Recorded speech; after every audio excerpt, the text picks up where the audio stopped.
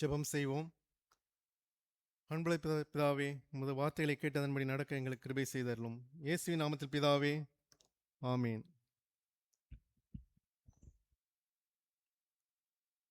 இன்றைய தலைப்பு ஆப்வியஸா தெரிஞ்சிருக்கும் எல்லாருக்கும். என்ன தலைப்பு? ஸ்தோத்திர பண்டிகை, சேர்ப்பின் பண்டிகை, இல்லைன்னா அறுப்பின் பண்டிகை. இதை குறித்து தான் நம்ம பேச போகிறோம், தியானிக்க போகிறோம். தேவன் செய்த நன்மைகளை நினைவு கூர்ந்து அதற்கு நன்றி செலுத்தும் விதமாக ஒரு நாளை நாம் விசேஷித்துக் கொண்டிருக்கிறோம். அதுதான் இந்த நாள். வேதாகமத்தில் முதலாக காணிக்கைகளை கொண்டு வந்தது யார்? 2 பேர், காயின், ஆபேல். ஒருவனுடைய காணிக்கையை ஏற்றுக்கொண்டார், ஒருவனுடைய காணிக்கையை ரிஜெக்ட் பண்ணார். ஆதியாகமம் 4ஆம் அதிகாரம் 3-5 வசனங்கள் இப்படியாக சொல்லுகிறது. சில நாள் சென்ற பின்பு காயின் நிலத்தின் கனிகளை கர்த்தருக்கு காணிக்கையாக கொண்டு வந்தான். ஆபேலும் தன் மந்தையின் தலையீட்டுகளிலும் அவைகளில் கொழுமையானவைகளில் சிலவற்றை கொண்டு வந்தான். ஆபேலையும் அவன் காணிக்கையும் அங்கீகரித்தார், காயினையும் அவன் காணிக்கையும் அவன் அங்கீகரிக்கவில்லை. இருவருமே 2 பேருமே பக்தி உள்ளவர்கள் தான். இருவருமே 2 எறிதலோடு காணிக்கை கொண்டு வந்திருக்காங்க. தன்னுடைய வருமானத்திலிருந்து கர்த்தருக்கு முன்பாக பயபக்தியோடு காணிக்கையை கொண்டு வந்திருக்காங்க. ஒருவனுடைய காணிக்கையை ஏற்றுக்கொண்டிருக்கிறார், இன்னொருடைய காணிக்கையை தேவன் ஏற்றுக்கொள்ளவில்லை. நாமும் இந்த காயின் ஆபேலை போல தான் காணிக்கையை கொண்டு வந்திருக்கிறோம். நம்முடைய காணிக்கையை கடவுள் ஏற்றுக்கொள்வாரா, கொள்ள மாட்டாரா? அது பிரசங்க முடிவில் நம்மை நாம் ஆராய்ந்து அந்த கேள்விகளுக்கு விடையும் கிடைக்கும். நம்மளால் ஆராய்ந்து பார்க்கும்போது அதுக்கு விடை கிடைச்சிரும். சரியா? ஆக்சுவலாக இந்த பண்டிகைகள் போது நம்ம அநேக பண்டிகைகள், கிறிஸ்மஸ் கொண்டாடுறோம், ஈஸ்டர் கொண்டாடுறோம், புதிய வெள்ளியை அனுசரிக்கிறோம், அநேக காரியங்கள் நம்ம செய்கிறோம் சபைகளில்.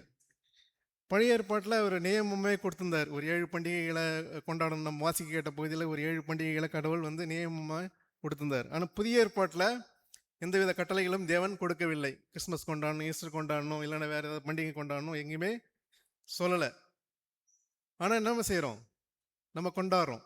எதன்படி? ரோமர் 14:6 நாட்களை, அதாவது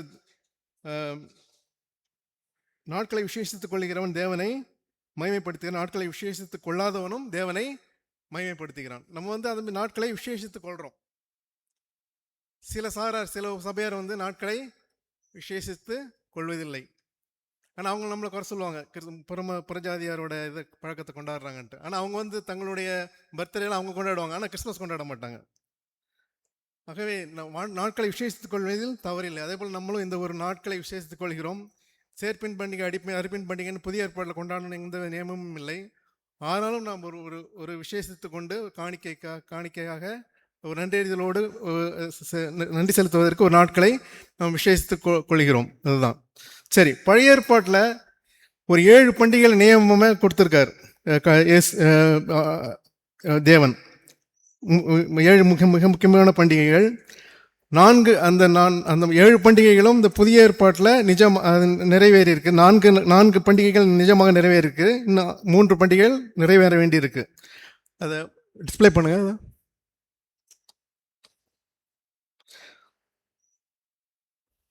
நம்ம வாசிக்க கேட்ட பகுதியில் ஒரு 7 பண்டிகைகளை குறித்து நம்ம பார்த்தோம்.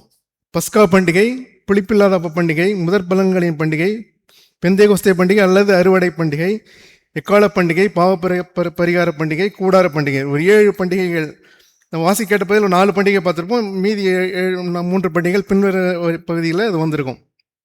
ஆக்சுவலாக இன்னைக்கு உள்ள ஆப்டான பகுதி என்னன்னு பார்த்தீங்கன்னா, முதற் பலன்களின் பண்டிகையும் பெந்தேகோஸ்தே பண்டிகை அல்லது அறுவடை பண்டிகை நமக்கு இன்னைக்கு ஆப்டாக இருக்கும். ஆனால் இந்த முதற் பலன்களின் பண்டிகை, பெந்தேகோஸ்தே பண்டிகை கொண்டாடுறதுக்கு முன்னாடி நம்ம பஸ்கா பண்டிகை, புளிப்பில்லாத அப்ப பண்டிகை கொண்டாடினாதான் எதுக்கு தயாராகும்? முதற் பலன் பண்டிகை, பெந்தேகோஸ்தே பண்டிகை கொண்டாடுவதற்கு நாம் தயாராகிறோம். ஆக்சுவலாக பார்த்தீங்கன்னா இந்த இதில் படத்தில் பார்த்தீங்கன்னா ரைட் சைடில் பார்த்தீங்கன்னா 4 பண்டிகைகள் குறிப்பிட்டிருக்கும். அதாவது ஃபர்ஸ்ட் சர்க்கிள் யூதர்களுடைய காலண்டர், இன்னர் சர்க்கிள் நம்முடைய காலண்டர். சரியா? நம்முடைய காலண்டர் படி, அது யூதர்களுடைய காலண்டர் முதல் மாதம் நிசான் மாதத்தில் 3 பண்டிகைகளை கொண்டாடுறோம். நிசான் மாதம் அல்லது ஆபிப் மாதம், 2மே போட்டிருக்கு பைபிளில். நிசான் மாதத்தில் பஸ்கா பண்டிகை, புளிப்பில்லாத அப்பல் பண்டிகை, முதற் பலன்களின் பண்டிகை, 3 பண்டிகையை நிசான் மாதத்தில் கொண்டாடுறோம்.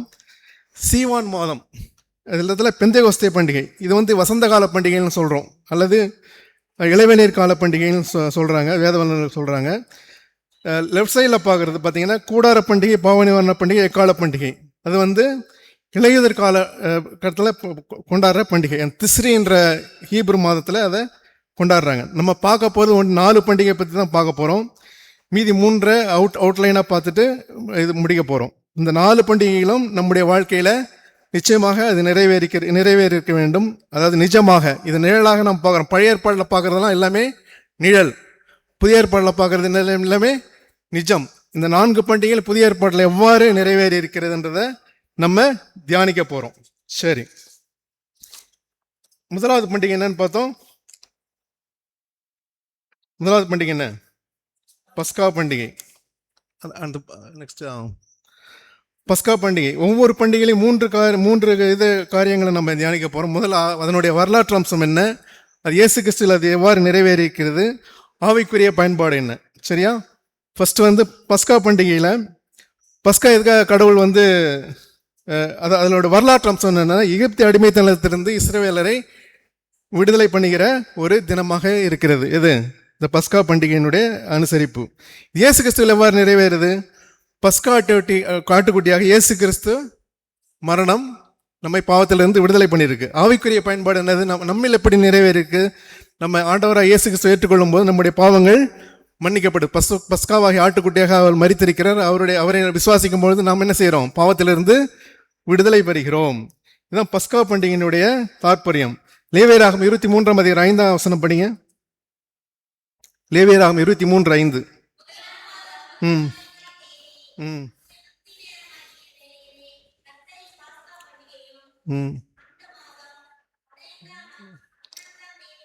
போதும் இதோட போதும். நிசான் மாதம் 14ஆம் தேதி, முதலாம் மாதம்ன்றது நிசான் மாதம். யூதர்கள் படி மார்ச் ஏப்ரல் டைமில் வரும். அதில் வந்து என்ன செய்கிறாரு? பஸ்கா பண்டிகை கொண்டாட சொல்கிறாங்க. அதில் என்ன செய்ய சொல்கிறாங்க? கடவுள் பழுதற்ற ஒரு ஆட்டுக்குட்டியை எடுத்து, ஆட்டுக்குட்டியின் ரத்தத்தை எங்கே தடவணுமா? நிலைக்கால்களில் தடவும் போது என்ன நடக்குதாங்க? சங்காத தூரம்லேருந்து விடுவிக்கப்பட்டு, அதுக்கப்புறம் பார்வோன் என்ன செய்கிறான்? அவங்க வந்து விடுதலை கோர்றான். எகிப்தினுடைய அடிமைத்தனத்திலிருந்து வெளியே வராங்க. இதுக்கு ஒப்புமே நம்முடைய வாழ்க்கையில் நடக்குது. ஆட்டுக்குட்டியாகிய இயேசு கிறிஸ்து பலியிடப்படுகிறார். சிலுவை மரத்தில் அவருடைய ரத்தம் சிந்தப்படுகிறது. அவரை ஏற்றுக்கொள்ளும் போது நம்ம என்ன செய்கிறோம்? பாவ தண்டனையிலிருந்து நம்ம விடுபடுகிறோம். இதுதான் அது வந்து நிழல், இது வந்து நிஜமாக இருக்கிறது. 1 பேதுரு 1:19 படிங்க. 1 பேதுரு 1:19. குற்றமில்லாத மாசற்ற ஆட்டுக்குட்டியாகிய கிறிஸ்துவின் விலையேறப்பட்ட ரத்தத்தினாலே மீட்கப்பட்டீர்கள் அறிந்திருக்கிறீர்களே. யாரோட மாசற்ற ரத்தத்தினால மீட்கப்பட்டிருக்கிறோம்? ஆண்டவராகிய இயேசு கிறிஸ்துடைய மாசற்ற ரத்தத்தினால் நாம மீட்கப்பட்டிருக்கிறோம். அந்த பஸ்காவாகிய கிறிஸ்து நமக்கு பலியிடப்பட்டிருக்க. 1 கொரிந்தியர் 5:7 பின்பகுதி அப்படி சொல்லுது. ஏனெனில் நம்முடைய பஸ்காவாகிய கிறிஸ்து நமக்காக பலியிடப்பட்டிருக்கிறாரே. ஆகவே ஃபர்ஸ்ட் ஒரு கிறிஸ்தவன், ஒரு இஸ்ரவேலன் வந்து பஸ்கா பண்டிகை அவன் நிச்சயமா வந்து கடைபிடிக்க வேண்டிய ஒருவன். அதே போல கிறிஸ்தவனுடைய வாழ்க்கையிலும் அந்த பஸ்காவாகிய பலி நிறைவேறிக்க வேண்டும். பஸ்கா ஒரு பலியாகிய நம்ம கடைபிடிக்கும். யாத்திராகமம் 12:27 படிங்க. யாத்திராகமம் 12:27.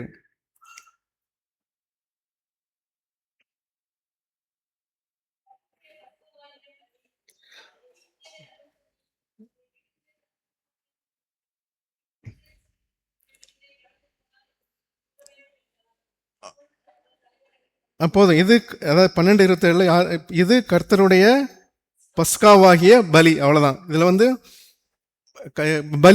பலியாக நம்ம அவரை ஏற்றுக்கொள்றோம். அப்போ வந்து பாவத்திலிருந்து விடுதலை கொடுக்கிறார். அதுக்கப்புறம் பஸ்கா ஒரு ஆராதனையாக இருக்கிறது. யாத்திராகமம் 12:25. அதே 12ஆம் அதிகாரம் 25 படிங்க.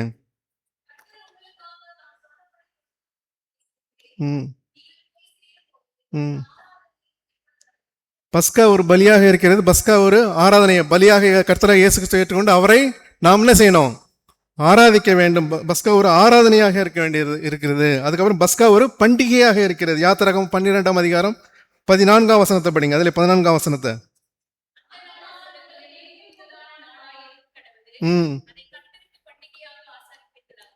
ஓகே. போதும். இது பண்டிகையாக ஆசரிக்கணும். ஆகவே ஒரு கிறிஸ்தவனுடைய வாழ்க்கையில பலியாக கிறிஸ்துவை ஏற்றுக்கொண்டிருக்க வேண்டும், பலியாக கிறிஸ்துவை ஆராதிக்க வேண்டும், பலியாக கிறிஸ்துவை அனுதினமும் அவரோடு ஐக்கியப்பட்டு கழிவுற வேண்டும், பண்டிகையாக கொண்டாட வேண்டும். பண்டிகை என்று கிறிஸ்துமஸ் மட்டும்தான் கொண்டாடுறது இல்லை, அது அனுதினமும் அவரோடு ஐக்கியப்பட்டு கொண்டாடுகின்ற ஒரு அனுபவமாக இருக்க வேண்டும். அதனால பஸ்காவுடைய பலி செலுத்தின நாள் நம்ம குட் ஃப்ரைடே அனுசரிக்கிறோம்.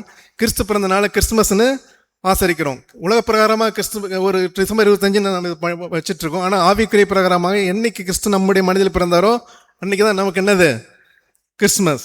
சரி, அடுத்தது ஃபர்ஸ்ட் பஸ்கா பண்டிகை கொண்டாடியாச்சு. அடுத்தது என்னது? நெக்ஸ்ட் புளிப்பில்லாத அப்ப பண்டிகை. ஃபர்ஸ்ட் பஸ்கா வரலாற்று அம்சம் என்னன்னு பார்த்தோம். எகிப்து அடிமைத்தனத்திலிருந்து இஸ்ரேலை விடுதலை பண்ணது என்று வரலாற்று அம்சம் பார்த்தோம். இதுல புளிப்பில்லா அப்ப பண்டிகையில எகிப்திலிருந்து புறப்படுகின்ற ஒரு ஒரு வரலாற்று சம்பவம். அதை என்ன புளிப்பில்லா அப்ப பண்டிகையை நம்ம ஒப்பிடலாம். இயேசு கிறிஸ்துவில் எப்படி நிறைவேறுதுன்னு பார்த்தீங்கன்னா, இயேசு கிறிஸ்துவின் அடக்கம் அதற்கு ஒப்புமையா இருக்கு. அதுக்கு நம்முடைய ஆவிக்குரிய பயன்பாடு என்னன்னு பார்த்தீங்கன்னா, நாம் பாவத்திற்கு மரிக்கின்ற ஒரு அனுபவம், பாவத்திற்கு மரித்து நீதிக்கு பிழைக்கின்ற ஒரு அனுபவம், பரிசுத்தமாகின்ற ஒரு அனுபவம். வாசியங்கள் லேவியராகமம் 23ஆம் அதிகாரம் 6ஆம் வசனம்.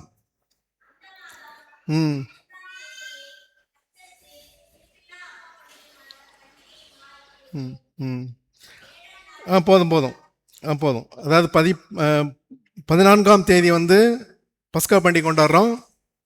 15ஆம் தேதி என்ன இது கொண்டாடுறோம்? புளிப்பில்லாத அப்ப பண்டிகை. இயேசு கிறிஸ்து மரிச்சிட்டாரு, அதுக்கப்புறம் அடக்கம் பண்ணப்பட்டாரு. சரியா?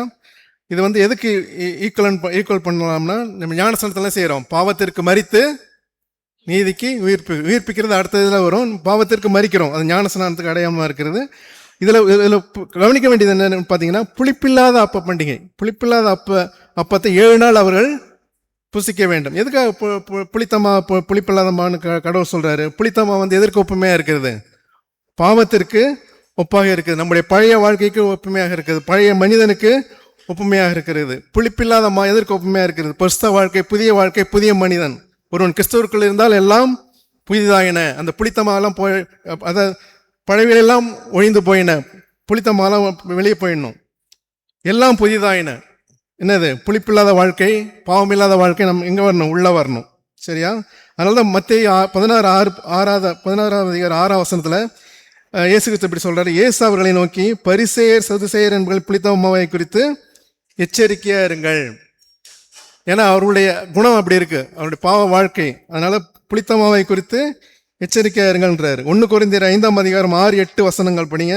6-8 வசனங்கள். 1 கொரிந்தியர் 5ஆம் அதிகாரம் 6-8 வசனங்கள்.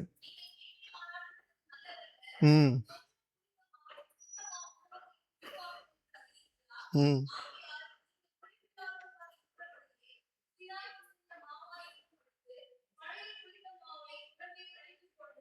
ம்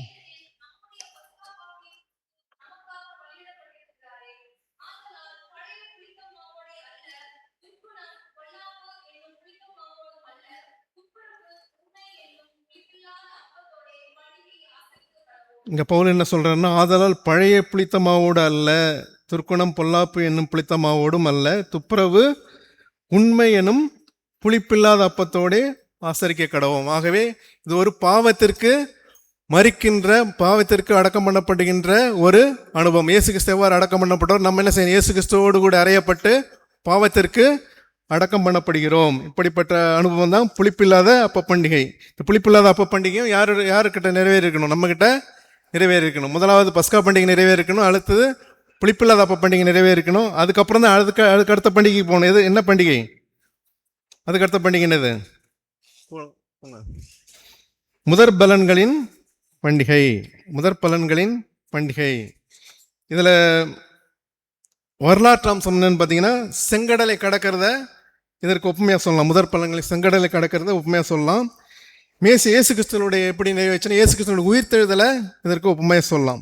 நமக்குள் எப்படி நிறைவேற்றணும்? நம்ம புது சிருஷ்டியா மாறுறோம். பழைய மனிதனை களைந்து போட்டு பழைய சிருஷ்டி, பழைய மனிதன் அடக்கம் பண்ணப்பட்டு புதிய சிருஷ்டியாக உருவெடுக்கிறான். அதை நமக்கு ஆவிக்குரிய பயன்பாடாக எடுத்துக்கொள்ள முடியும். வாசியுங்கள் லேவியராகமம் 23ஆம் அதிகாரம் 10-11 வசனங்கள். ம் ம் ம்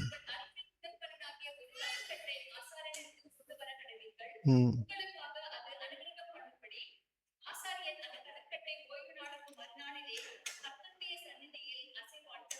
ம் இதில் வந்து அறுப்பு நாள் தொடங்கிய பிறகு ஃபஸ்ட்டு முதல் பலனை இங்கே என்ன செய்கிறாங்க, அறுத்து கொண்டு போய் ஆசாரியன்ட்டு கொடுத்து அங்கே கதிர்கட்டை தேவனுடைய சந்நிதியில் அசைவாட்டுறாங்க. இது எதுக்கு ஒப்புமையாக இருக்குன்னா 1 கொரிந்தியர் 15ஆம் அதிகாரம் 20ஆம் வசனம்.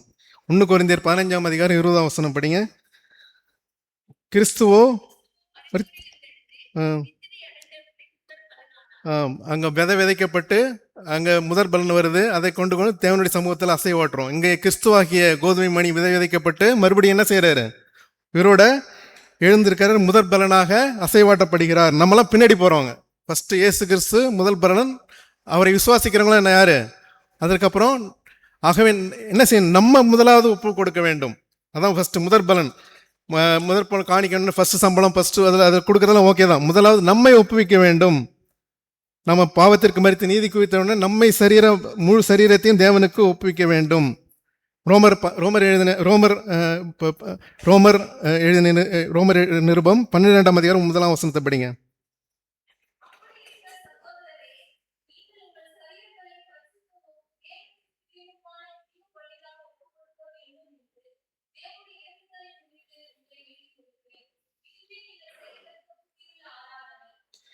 ஃபஸ்ட்டு நம்மை முழுமையாக ஒப்பு கொடுத்து தான் என்ன செய்யணும், மற்ற காரியங்களை ஈடுபடணும். நமக்கு முதற் பலன் முதற் காணிக்கை எல்லாவற்றையும் கடவுளுக்கு நாம் செலுத்த வேண்டியவர்களாக இருக்கிறோம். சப்போஸ் நம்ம வேலை செய்கிறவர்களாக இருந்தால் அந்த ஜீவ பலியாக ஒப்பு கொடுப்பதற்கான அடையாளங்கள் நம்முடைய வேலையில் காணப்பட வேண்டும். நம்ம உண்மையாக வேலை செய்கிறோமா, நம்ம சப்போஸ் கவர்மெண்ட் வேலையிலேருந்து லஞ்சம் வாங்காத இருக்கிறோமா, ப்ரைவேட்லேருந்து சப்போஸ் நிறைய எல்டிஐ கிளைம்லாம் ஃபேக் பில்லை வச்சு கிளைம் பண்ண வேண்டியது. எதுக்காக, இன்கம் டேக்ஸ் அவாய்ட் பண்ணுறதுக்கு. சொந்த வீட்டில் இருந்துக்கிட்டு என்ன செய்ய வேண்டியது, வாடகைக்கு இருந்த மாதிரி இன்கம் டேக்ஸ் இதுக்கு கணக்கு கொடுக்க வேண்டியது. இதெல்லாம் என்னது, பண ஆசை. இதெல்லாம் நம்மளாம் இன்னும் ஒப்பு கொடுக்கல. ஆனால் அந்த காணிக்கை கொண்டு வந்த கடவுள் அங்கீகரிப்பாரா, அங்கீகரிக்க மாட்டார். முதலாவது நம்மை ஒப்பு கொடுக்க வேண்டும். அதுபோல் தொழில் செய்கிற மாதிரி இருந்தால் 2 பில் யூஸ் பண்ண வேண்டியது. ஒரு பில்லு வந்து கவர்மெண்ட்டுக்கு, ஒரு பில்லு வந்து நமக்கு. இந்த மாதிரி நிறைய சொல்லிக்கிட்டே போகலாம். ஆகவே நம்ம வந்து கடவுளுக்கு முன்பாக நாம் அவருடைய வழியில் உத்தமமாக இருந்து நாம் பணத்தை சம்பாதிக்க வேண்டும். அதிலிருந்து நம்ம முதற் பலன்களில் நம்ம கொடுக்க வேண்டும். அப்பொழுதுதான் நம்ம தகுதியுள்ளவர்களாக ஆகிறோம் கொடுப்பதற்கு. சரியா? சரி, முதற் பலனாகிய காணிக்கையை நம்ம பார்த்தோம். அதனால தான் இயேசு கிறிஸ்து பழைய ஏற்பாட்டில் கடவுள் சொல்லியிருக்காரு. ஏசாயா 1ஆம் அதிகாரம் 13ஆம் வசனம் படிங்க. ஏசாயா 1ஆம் அதிகாரம் 13ஆம் வசனம்.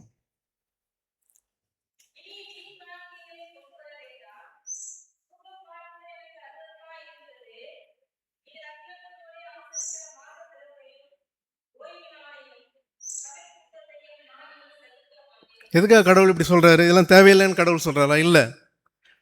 நான் முதலாவது தேவனுடைய சமூகத்தில் எப்படி இருக்கணும், எப்படி சரியாக நடக்கணும், நடக்காத பட்சத்தில் நம்ம என்னதான் காணிக்கை கொண்டு வந்தாலும் தேவன் அதை அங்கீகரிக்க போவதில்லை. மத்தேயு 5ஆம் அதிகாரம் 23-24 வசனங்கள் படிங்க. மத்தேயு 5ஆம் அதிகாரம் 23-24 வசனங்கள்.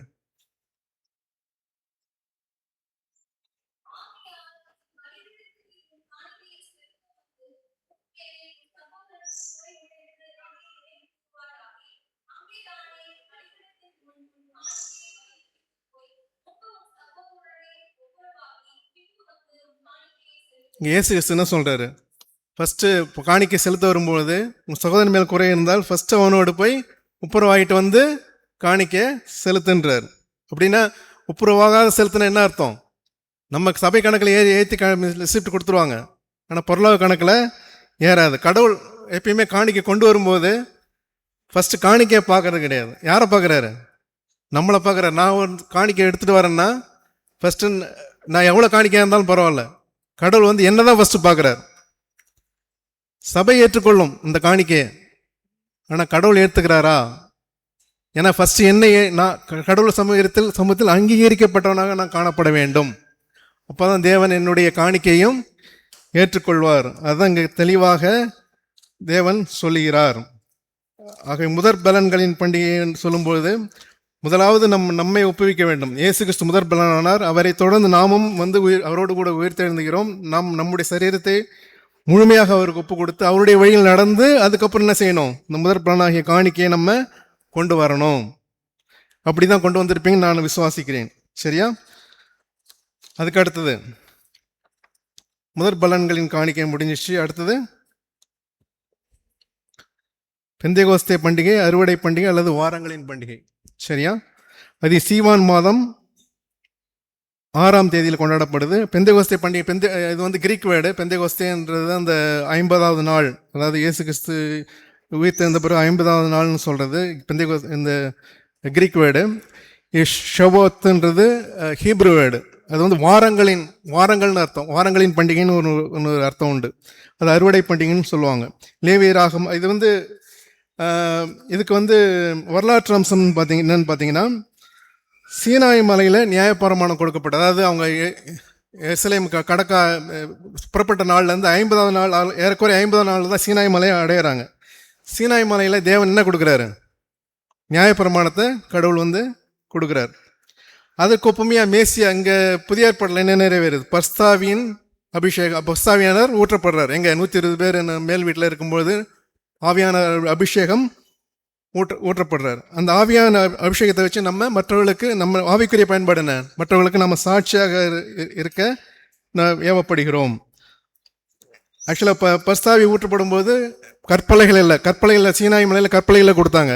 நம்ம அந்த உபதேசங்கள் எங்கே எழுதப்படுது? நம்முடைய இதயத்தில் எழுதப்படுகிறது புதிய ஏற்பாட்டில். சரியா? வாசியுங்கள். லேவியராகம் 23ஆம் அதிகாரம் 16-17 வசனங்கள்.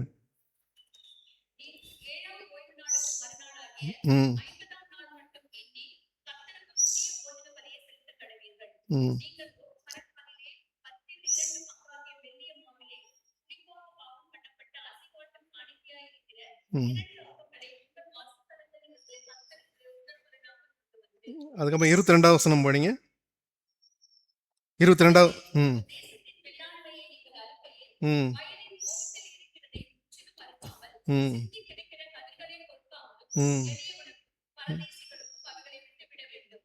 இது ஓகே, சரி. இதில் 2 காரியங்களை சொல்கிறாரு. ஒன்று வந்து அந்த 50 நாள், அதாவது இந்த ஓய்வு நாளுக்கு அப்புறம், அதாவது இயேசு கிறிஸ்து உயிர்த்தெழுந்து அதுக்கப்புறம் 50வது நாளில் அந்த பஸ்தாவினை ஊற்றப்படுறார் இல்லையா? அது அந்த பழைய ஏற்பாட்டில் அந்த டைமில் வந்து பெந்தேகோஸ்தே பண்டிகை, அதாவது அந்த அறுவடை பண்டிகை, வாரங்களின் பண்டிகையை கொண்டாட சொல்கிறார். சரியா? அது எப்படி கொண்டாடணுமா? மெல்லிய மாவிலே புளிப்பாய் பாகம் பண்ணப்பட்ட அசைவாட்டும் காணிக்கையாக இருக்கிற 2 அப்பங்களை உங்கள் வாசஸ்தலங்களில் கர்த்தருங்கென்று முதற் பலனாக கொண்டு வர சொல்கிறார். முதல்ல புளிப்பில்லாத அப்ப பண்டிகை பாவத்திற்கு புளிப்புள்ள அப்பம் எதுக்கு அடையாளமாக இருக்குன்னு சொன்னோம்? பாவத்திற்கு அடையாளமாக இருக்குன்னு சொன்னோம். ஆனால் மறுபடியும் இங்கே புளிப்புள்ள அப்பத்தை மறுபடியும் பண்ண சொல்கிறாரு. எப்படின்னு கேட்கலாம். இதில் 2 காரியங்கள் இருக்குது புளிப்புன்றது போது. இயேசு கிறிஸ்து ஒரு இடத்துல புளித்த மாவை குறித்து ஒப்புமை பண்ணும்போது அது நெகட்டிவாகவும் பண்ணியிருக்காரு, பாசிட்டிவாகவும் பண்ணியிருக்காரு. லூக்கா எழுதின சுவிசேஷம் 13ஆம் அதிகாரம் 20-21 வசனங்களை இவர் இப்படி சொல்கிறாரு. தேவனுடைய ராஜ்யத்தை எதற்கு ஒப்பிடுவேன்? அது புளித்த மாவிற்கு ஒப்பாயிருக்கிறது. ஒரு பால் இருக்கு, ஒரு பால் வச்சிருக்கீங்க. பாலில் வந்து உரம் ஊற்றினா என்ன ஆகும்? தயிராகும். அந்த உரம் ஊற்றுறது என்ன பண்ணுறீங்க? அது என்னது? ஈஸ்ட். அது ஒரு பாக்டீரியா. ஆனால் அது ஒரு நல்ல பாக்டீரியா. அதில் வந்து புளிக்கிறது வந்து நல்லது இல்லையா? அந்த இடத்துல புளிக்கிறது வந்து நல்லது. சரி, ஒரு பாலை வந்து அப்படியே விட்டுடுறீங்க, ஃப்ரிட்ஜில் வைக்கல, வாங்கி அப்படியே வச்சிடுறீங்க. ஒரு 4 நாள் கழிச்சு பார்க்குறீங்க, என்ன நடக்குது? அதுவும் புளிச்சு போயிருக்கும். அதை யூஸ் ஆகுமா? யூஸ் ஆகாது. அங்கே என்ன நடக்குது? இங்கே நல்ல பாக்டீரியா க்ரோத் ஆகுது. தோசை மாவு இதெல்லாம் பார்த்தீங்கன்னா நல்ல பாக்டீரியா கொடுத்தாவது நமக்கு பயனுள்ளதாக இருக்குது. பால் புளிச்சதுன்னா தயிராக மாறுது. தயிர்லேருந்து நெய், நிறைய பன்னீர், நிறைய இது எடுக்கிறோம். நல்ல பாக்டீரியாவாக இருக்குது. இதுவே கெட்ட பாக்டீரியா வளர்ந்ததுன்னா அதுவும் புளிச்சு தான் போகுது. அதுக்கு எதுக்கும் யூஸ் இல்லாத, பயன்படாத போகுது. இங்கே தேவன் குறிப்பிடுறது நம்ம நல்ல பாக்டீரியாவாக மாறணும், நல்ல பாக்டீரியாவாக இருக்கணும். சபையில் ஒரு நல்ல பாக்டீரியா மாதிரி நம்ம இருந்தோம்னா என்ன ஆகும்? சபை வந்து என்ன செய்யும்? வளர்ச்சி அடையும் இல்லையா? இதே கெட்ட பாக்டீரியாவாக இருந்தால் புளிச்சு போயிடும். இல்லையா? நம்ம எல்லாருமே நல்ல பாக்டீரியாவா இருக்கணும். அந்த கட்ஸ் நம்ம சொல்ல பழைய சாதம் சாப்பிட சொல்லுவாங்க காலையில். பழைய சாதம் இப்போ நிறைய டாக்டர்ஸ் என்ன ரெக்கமெண்ட் பண்ணுறாங்க? பழைய சாதம் சாப்பிட சொல்கிறாங்க. எதுக்காக? அந்த வயிற்றில் அந்த குடலில் வந்து நல்ல பாக்டீரியா வளரணும். ப்ரொபியாட்டிக்ஸ் வளர்ந்ததுன்னா நம்ம கட் அந்த குடல் ஹெல்த்துக்கு ரொம்ப நல்லதுன்னு சொல்கிறாங்க. இது பேட் பாக்டீரியா வளர்ந்ததுன்னா நிறைய ப்ராப்ளம், கேஸ் ட்ரபிள், அது இதுன்னு ஏகப்பட்டது வரும். ஆகவே இதில் என்ன செய்கிறோம்? நம்ம நல்ல ஒரு பாக்டீரியா, நல்ல புளிப்புள்ள, அதாவது தேவருடைய ராஜ்யத்தை விரிவாக்குகிற ஒரு அனுபவம் நமக்கு வேணும். அதனால தான் அந்த பஸ்தாவியன் ஊற்றப்பட்ட உடனே என்ன நடக்குது? பேதுரு என்ன செய்கிறாரு? 3000 பேருக்கு பிரசங்கம் பண்ணுறாரு. 3000 பேர் பிரசங்கம் பண்ணி சபையில் சேர்க்கப்படுறாங்க. ஆகவே ஒரு புளித்தமா, ஒரு நல்ல பேதுரு என்ற புளித்தமாவனால 3000 பேர் என்ன செய்கிறாங்க? சேர்றாங்க. அப்படிப்பட்டவர்களாக நாம் காணப்பட வேண்டும். ஒரு நல்ல புளித்தமாவாக நாம் காணப்பட வேண்டும். ஆத்ம அறுவடை பண்ணுகிறவர்களாக காணப்பட வேண்டும். நம்ம அறுவடை பண்ணது மட்டும், நம்ம முதற் பலனாக மாறினது மட்டும் போதாது. மற்றவர்களையும்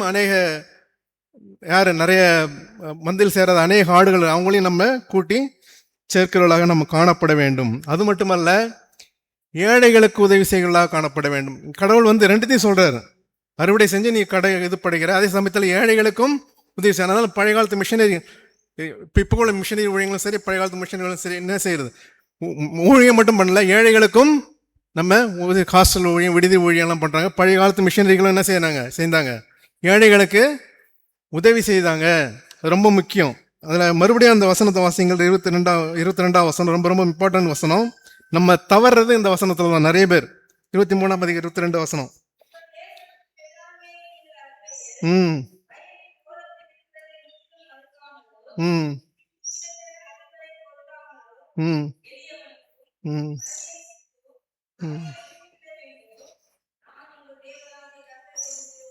இப்போ கேட்கலாம், எனக்கு எது வயல்லாம் கிடையாது, நான் எதுவும் அறுக்கவும் இல்லை, நான் எதுவும் சேர்க்கவும் இல்லை, நான் என்ன செய்யறதுன்னு சொல்லலாம். மாதம் மாதம் சம்பளம் கொடுக்குறாரு. வீட்டுக்கு எதிர்க்க ஒரு கீரைக்கார பாட்டி வராங்க. நம்ம என்ன செய்கிறோம்? அவங்ககிட்ட பேரம் பேசிகிட்டு இருக்கோம். அப்படி தானே? பேரம் பேசுகிறோமா இல்லையா? ஒரு 10 ரூபா கூட கொடுத்த கெட்டா போயிடும். அதான் சிந்தனம். அந்த என்ன செய்யணும்? கதிர் கட்டி சிந்தன மாதிரி கொடுங்க. 10 ரூபாய் எக்ஸ்ட்ரா. நம்ம ஏழையிட போகிறதில்ல. 10 ரூபாய் எக்ஸ்ட்ரா கொடுக்கறதுனால நம்ம ஏழையாக போகிறதில்ல. அது 10 ரூபாய் எக்ஸ்ட்ரா கொடுக்கறதுனால அவன் வந்து கோடீஸ்வரனாக போகிறதில்ல. அந்த தெருவில் வித்துட்ருக்காங்களே கொய்யா பழம், அந்த நிறைய காரியங்கள்லாம் தெருவில் பாட்டி மரம்லாம் வித்துட்ருக்காங்க. அவங்ககிட்ட போய் நம்ம என்ன செய்யறது? பார்கெயின் பண்ணுறது. எவ்வளோ கேவலமாக இருக்கும் பார்த்தீங்களா? அதாவது நீங்கள் அந்த வயசில் உள்ள நம்மளை அம்மாவோ அப்பாவோ அங்கே நிறுத்தி பார்க்க முடியுமா? இல்லைன்னா நம்மையே அங்கே நிறுத்தி பார்க்க முடியுமா? கடவுள் இந்த அளவுக்கு உங்களை நல்லா வச்சுருக்காருன்னா என்ன செய்யணும்? அவர்களுக்கு ஹெல்ப் பண்ணணும். ஒரு 10 ரூபா கொடுத்தா குறைஞ்சிட மாட்டோம். 20 ரூபாய்க்கு தான் நிறைய கொடுத்தா குறைஞ்சிட மாட்டோம். அதனால் சிந்திக்கெடுக்கிற கதையில் பொறுக்காமலும் எளியவனுக்கும், அதாவது விட்டு விடுங்கள், கொடுங்க. ஒரு குர்கா வந்துன்னா கொடுங்க, நிறைய கொடுங்க. வெளியே வாட்ச்மேன் இருக்கான், வாட்ச்மேன் கொடுங்க, 10 ரூபா கொடுங்க, 20 ரூபா கொடுங்க, தாராளமாக கொடுங்க. எந்த அளவிலும் அளக்கிறோமோ அந்த அளவில் நமக்கு அளக்கப்படும். அமைக்கு குலுக்கி சரிந்து கொடுங்கள், நமக்கும் தேவன் அதே அளவில் நமக்கு அளப்பார். சபைகளை காணிக்கை கொடுக்கறது மட்டும் பெருசு இல்லை, இதுவும் ரொம்ப ரொம்ப இம்பார்ட்டன்ட். அதுக்கு தான் ஐஸ்வர்யன் லாஸ்டர் கதையை சொன்னார் கடவுள். அது யாருக்கும் நினச்சிட்டு இருக்கோம், அது நமக்கு தான். அது அவன் பிச்சை எடுக்கலை, அவன் வந்து உழைச்சி இது பண்ணுறான். சிக்னல்லாம் நிற்கிறாங்க, சிக்னலில் வந்து விற்கிறாங்க, நிறைய இதெல்லாம் விற்பாங்க. அவங்ககிட்ட வந்து பேரம் பேசுறது. அந்த வெயிலில் 5 நிமிஷம் நம்மளால் நிற்க முடியுமா? 5 நிமிஷம் நம்மளால் நிற்க முடியுமா? நம்ம ஏசி காரில் வரோம், ஏசியில் உட்காந்துட்டு இருக்கோம். அந்த 5 நிமிஷத்தில் அந்த வெயிலில் நின்று பாருங்கள், 5 நிமிஷத்தில் அந்த வெயிலில் உட்காந்து பாருங்கள். அதெல்லாம் எதையுமே நம்ம பார்க்கறது கிடையாது. அந்த மக்களை பற்றி ஒரு கன்சர்னும் நமக்கு கிடையாது. கடவுள் அதை ரொம்ப சீரியஸாக பார்க்குறாரு.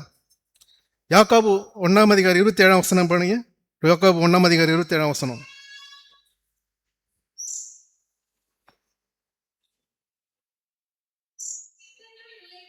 ம் ம் ம் ம் திக்கற்ற பிள்ளைகளும் விதைகளுக்கு படுகிற உபத்திரத்தில் அவர்களை விசாரிக்கிறதும் உலகத்தால் கரைபடாதபடிக்கு தங்களை காத்துக்கொள்கிறதுமே பிதாவாகிய தேவனுக்கு முன்பாக மாசில்லாத சுத்தமான பக்தியா இருக்கிறது. இங்க வந்து ஜெபம் பண்றது நல்லது, இங்க வந்து ஆராதிக்கிறது நல்லது, இங்க வந்து இந்த மாதிரி பிரசங்கம் பண்றது நல்லது. ஆனா அடுத்த சைடு என்ன செய்யணும்?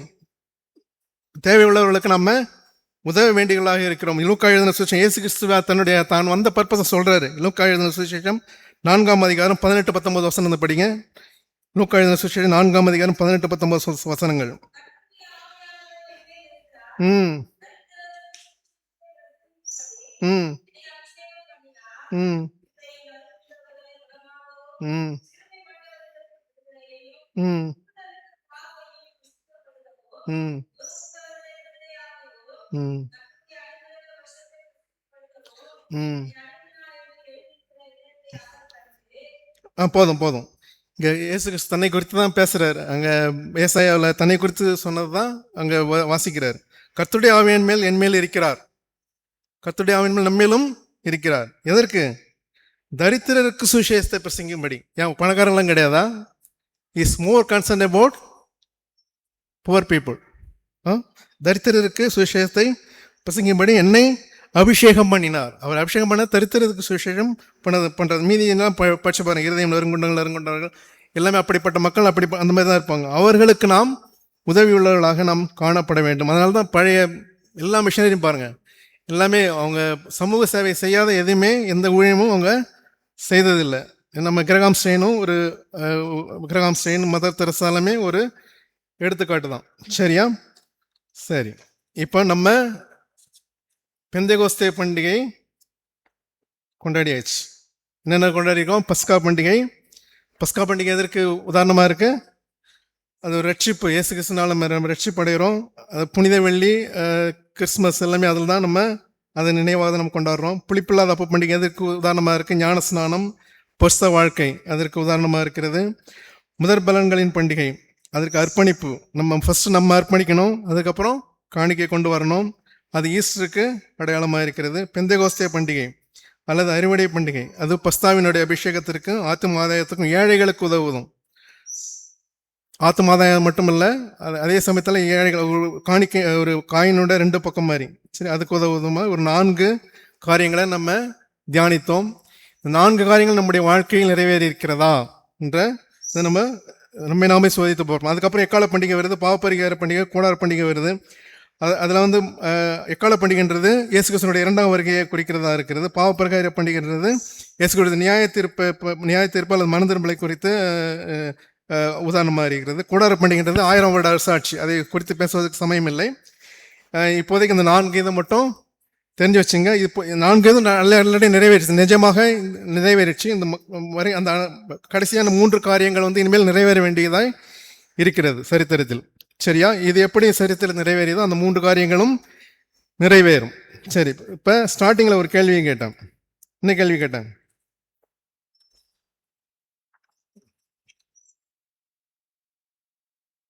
ஆபேலுடைய காணிக்கையை ஏன் அங்கீகரித்தார், காயின் காணிக்கையை ஏன் அங்கீகரிக்கவில்லை? நம்முடைய காணிக்கை தேவன் அங்கீகரிப்பாரா மாட்டாரா? ஆதியாகமம் 4ஆம் அதிகாரம் 7ஆம் வசனம் படிங்க. ஆதியாகமம் 4ஆம் அதிகாரம் 7ஆம் வசனம்.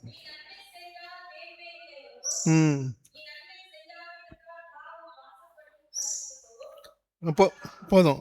இப்போ வந்து தேவன் வந்து யாரோட காணிக்கை அங்கீகரிச்சார்? ஆபேலுடைய காணிக்கை அங்கீகரிச்சாரு. காயினுடைய முக நாடி வேறுபடும். அவன் எதுக்கு கடவுள்கிட்ட எதுவும் கேட்கலாம், அவன் ஏன் என்னுடைய காணிக்கை அங்கீகரிக்கல அப்படிலாம் கேட்க, முகநாடி தான் வேறுபடும். ஆனால் அதுக்கு தேவன் என்ன சொல்றாரு? பதில் கொடுக்குறாரு. நீ நன்மை செய்தால் மேன்மை இல்லையோ, நீ நன்மை செய்யாதிருந்தால் பாவம் வாசற்படியில் படித்திருக்கும். ஆகவே கடவுள் வந்து யார் அங்கீகரிக்கல? காயினை ஃபர்ஸ்ட் அங்கீகரிக்கல, காணிக்கை வந்து செகண்ட் தான். நீங்க மறுபடியும் அந்த வசனத்தை எடுத்து பார்த்தீங்கன்னா, ஆதியாகமம் 4ஆம் அதிகாரம் 5ஆம் வசனத்தை படிங்க.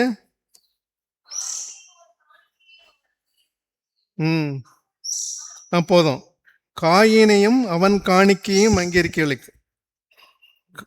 கிளியரா தெளிவாக எழுதியிருக்காரு பாருங்க. ஃபர்ஸ்ட் காயினை அங்கீகரிக்கல, அதனால் அவனுடைய காணிக்கையை அங்கீகரிக்கல. அதுக்கு முன்னாடி வசனத்தை பார்த்தீங்கன்னா ஆபேலையும் அவன் காணிக்கையும் அங்கீகரித்தார். ஃபர்ஸ்ட் ஆபேல் அங்கீகரித்தார், அதனால் அவனுடைய காணிக்கையை அங்கீகரித்தார். இப்போ நாம் தேவனுடைய சமூகத்தில் அங்கீகரிக்கப்பட்டவனாக இருக்கிறேனா? அதான் இப்போ கேள்வி. இப்போ இந்த 4 பண்டிகைகளும் நம்முடைய வாழ்க்கையில் நிறைவேறி இருக்கிறதா? நிஜமாக நிறைவேறி இருக்கிறதா? அது நிழல்னு பார்த்தோம். பழைய ஏற்பாட்டு நிழல், இது நிஜம். இந்த 4 பண்டிகைகளும் என்னுடைய வாழ்க்கை நிறைவேறி இருக்கிறதா? அப்போ நான் தேவனுடைய சமூகத்தில் அங்கீகரிக்கப்பட்டவனாக இருப்பேன். அப்போ என்னுடைய தேவன் என்னுடைய காணிக்கையை ஏற்றுக்கொள்வார். அப்படி அங்கீகரிக்காத பட்சத்தில் தேவனுடைய காணிக்கையை நிராகரிப்பார். இதுதான் இன்றைய சாராம்சம். தேவன் தாமே இந்த வசனங்களை ஆசீர்வதிப்பாராக.